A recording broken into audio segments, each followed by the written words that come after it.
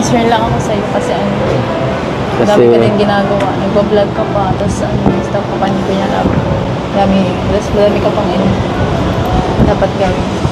ay, wala yun. Yun pag ano na yan. Okay lang yun kahit pa mag-ganon ako.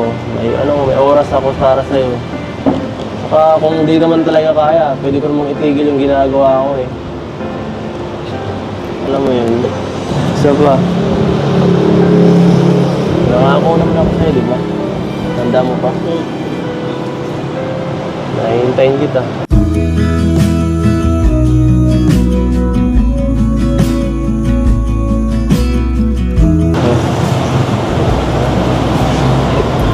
Ayan. Tawa ka ng tao dyan. Kanina ka pa pinagtawanan mo ako.